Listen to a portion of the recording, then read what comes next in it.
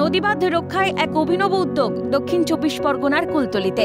পর্যটন কেন্দ্র হিসেবে পরিচিত মাতলা নদীর কৈখালী নদীঘাটে এবার গাছ লাগিয়ে নদী পার রক্ষার উদ্যোগ কুলতলি থানার পুলিশের।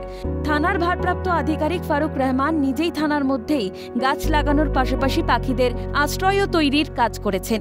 ২০২০ সালের আমফান আঘাত হানে কৈখালী ঘাটে। দীর্ঘদিন বাদে সেই বাঁধ মেরামতি করা হয়। এবার প্রাকৃতিক দুর্যোগে নদীবাঁধ রক্ষা করতে কৈখালীর ঘাটে গাছ লাগালেন তিনি। প্রশাসনের এই উদ্যোগে খুশি স্থানীয়রাও।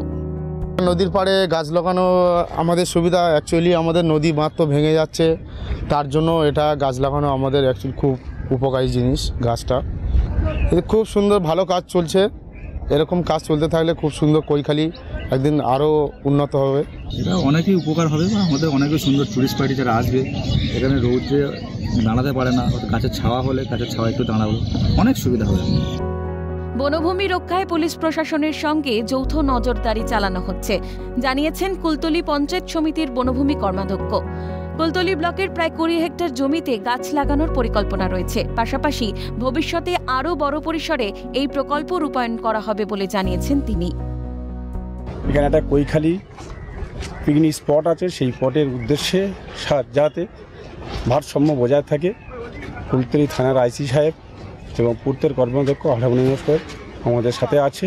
যৌথ উদ্যোগে আজকে আমরা এই গাছগুলো বসালাম। অবশ্যই তো আমাদের ম্যানগ্রোভ প্ল্যান্টেশন হবে। কুলতলির মইপিট, গোপালগঞ্জ, দেউলবাড়ি, মেরিগঞ্জ 2 এবং কুন্দখালী আমরা ২০ হেক্টর ম্যানগ্রোভ প্ল্যান্টেশন করার জন্য প্রপোজাল পেয়েছি। পিয়ালি বিট অফিসের পক্ষ থেকেও বনভূমি সংরক্ষণে একাধিক পদক্ষেপ নেওয়া হচ্ছে বলে জানা গিয়েছে।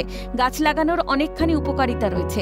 গাছ পরিবেশকে বিশুদ্ধ করে, জলবায়ু পরিবর্তনের সাহায্য করে, মাটি ক্ষয় রোধ করে এবং জীব বৈচিত্র্য রক্ষা করে।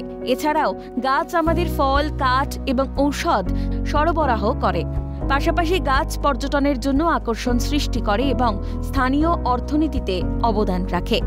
তমাল সরকারের রিপোর্ট, ক্যালকাটা নিউজ।